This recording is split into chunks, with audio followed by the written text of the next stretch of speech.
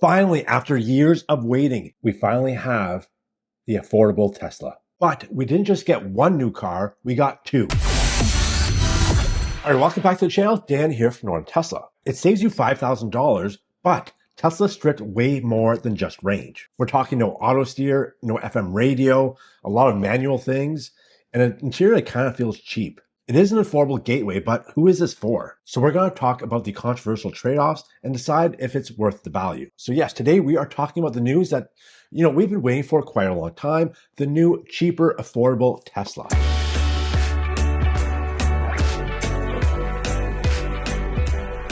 And if you remember a video a few weeks ago, I talked about the leaks of the new Model Y and what they meant. And at that time, I suggested that if Tesla's going to make a cheaper model, it should be the Model 3.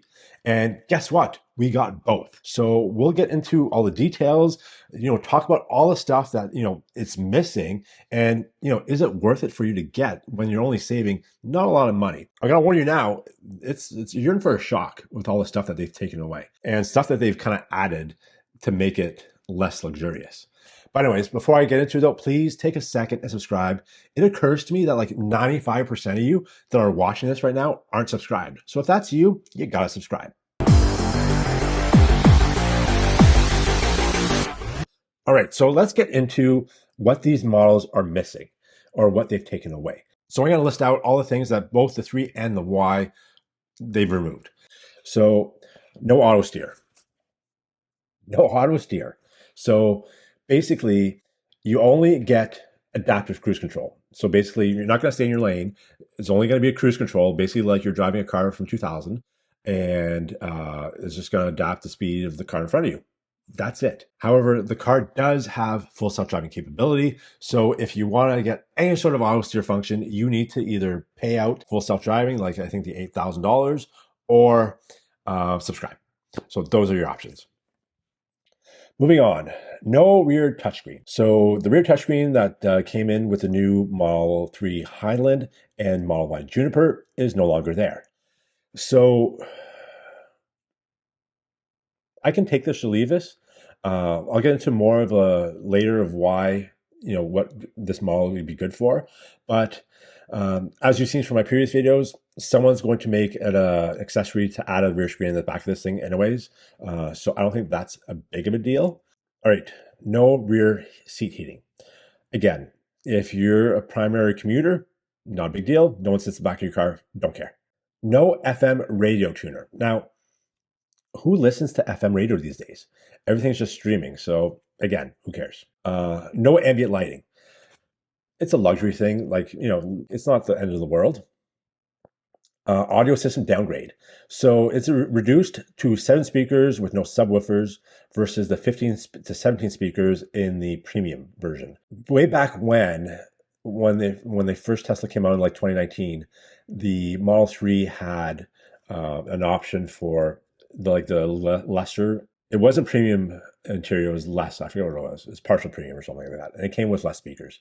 That's the car I had. Rear-wheel driver standard range, I guess at the time it was called. I didn't notice a difference really. Like obviously the more speakers is better, but as I don't think it's going to be that much of a difference. If you like really good audio, definitely. But Tesla has done this before and people didn't really complain. No ventilated front seats. Definitely a perk. Power steering wheel adjustment. So no longer can you use the controls in the touchscreen to control your steering column. You actually have to press a lever and push it down yourself. So is that a big deal?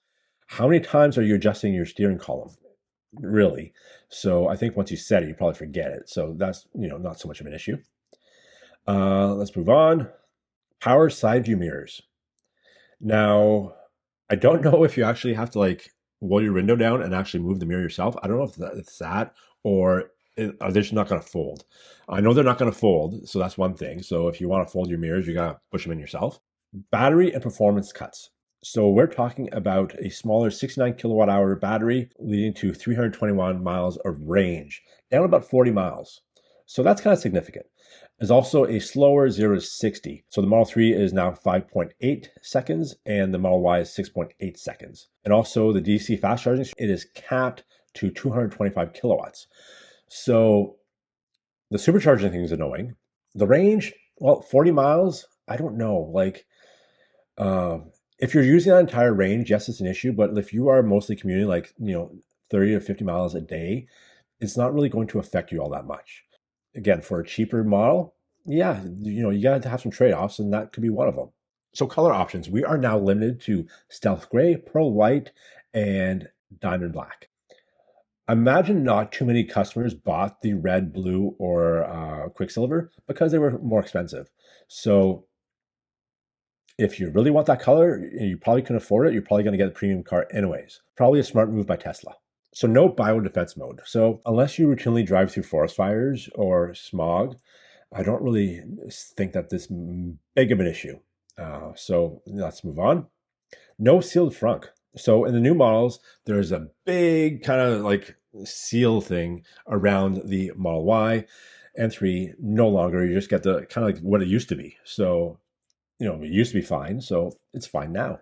So there's also no more physical seat buttons, which you can still do it through the screen. And guess what? You have a driver profile. Therefore, the car is going to remember your seat settings. So you never really have to adjust your actual manual seats manually. The car will remember how to do it for you. And if you do, you just go through the touchscreen. So no big deal. So for your windows, there's acoustic glass only in the front. So that means double pane glass. So that means the back windows don't have it. All right, next is the Model Y. So Model 3 still gets a glass roof, and the Model Y technically has a glass roof. I'm not making this up, but they covered it. So there's a fabric over, like, covering the roof. So outside looks like glass, inside fabric. So I don't know. They say it's more efficient, but I don't. Would it be more efficient just to have like a metal roof? Is it cheaper for glass? Like, why? What's the logic behind this? Is it a cost savings, or is it, as what they say, an efficiency savings? Because it makes no sense. Like, they added fabric, so like that's going to cost something. I don't know. It's confusing. Everyone's confused about this one. So the Model 3 still gets glass roof, so I don't know. All right, next up, no front and rear light bars. That's an aesthetic thing. So I personally prefer the light bar. Some people don't. They both look great, I think. You also notice on the rear of the Model Y, the standard one, it's like a flat bar across, which looks nice. Like, there's nothing wrong with it. And the glass is kind of like curved. So it does have a nice look, so I'm not going to complain about that. So both look good. So really personal preference. Next up, power lights. Power lights. No power lights. Okay. No air wave rear ventilation. So much like on the front, you control through the screen. Now you have manual vents that you have to adjust. So not a big deal if you have, if you have kids or if you're not back there at all. Is it really a big deal? Next up is there's no center console. It's gone. There's nothing there. So much like the Cybertruck, in between the front two seats, there's nothing there. It's just empty space. I've seen a lot of accessories that add either a cooler or something there. I'm sure at some point, if you really want a center console there, you might be able to add one. However, it does add a more like airy and roomier feel to it. So you're not so much boxed in. So pros and cons. Next up is no power rear seat adjustment. In the new Model Y specifically, you can press a button and the seats go down. So now you're going to have to do it yourself like it is 2024.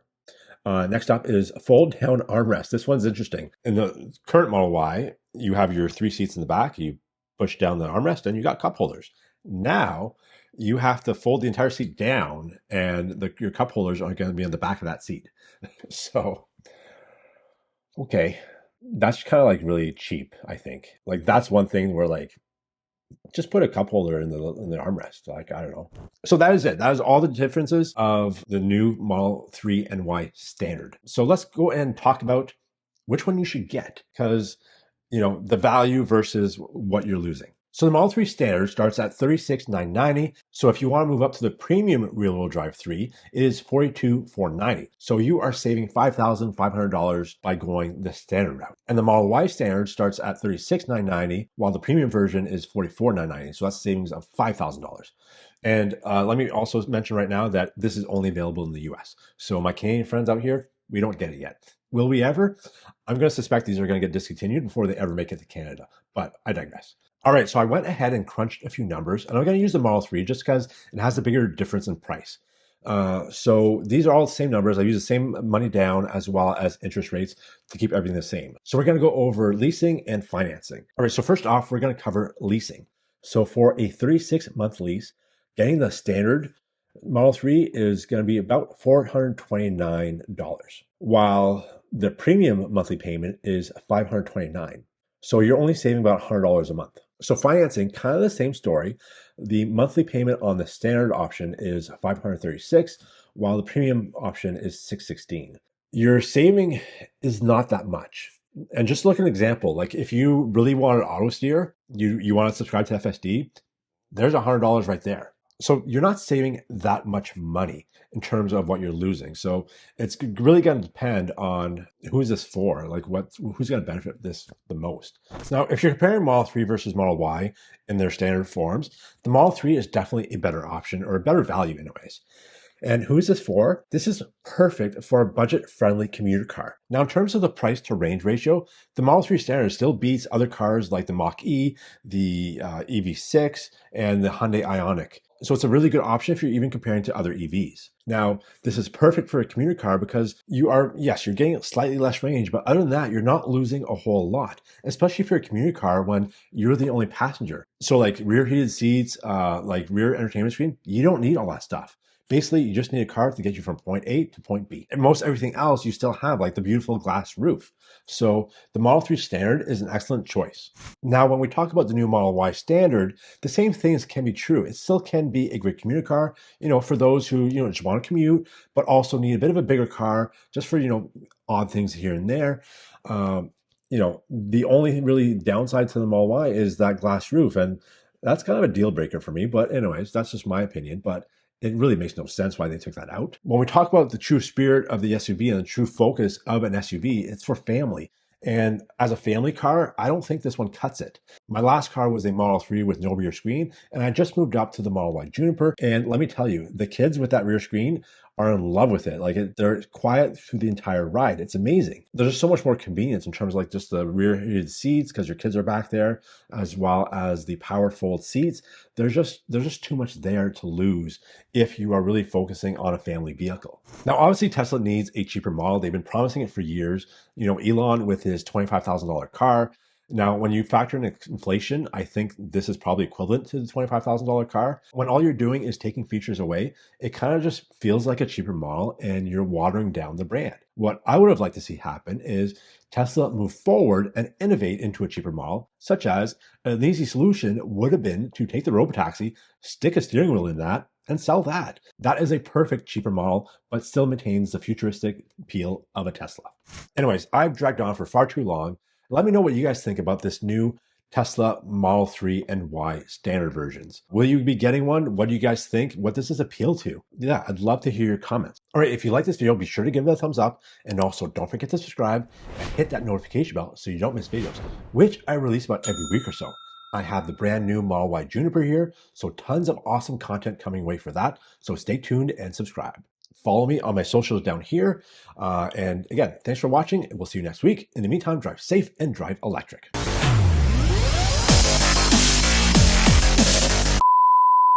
I just got the new Model Y. I had a Model 3 before. I had my first. So color options, we are now limited to stealth gray, white, and black, or pearl white and diamond black. So color options, we are now limited to stealth gray, pearl white, and midnight black, diamond black. So color options, we are now limited to stealth gray, pearl white, and diamond black. All right, so the Model 3 Standard, it is $42,490, and the Model Y Standard starts. And the Model Y Standard starts at $36,990, while the premium Model Y is $42,990, $44. Sorry, the sun's going down. Oh dear, what is this? Is this a giant cloud? All right, oh my God. Is the sun just out of the way? These are good bloopers. All right. Anyways, thanks again for watching.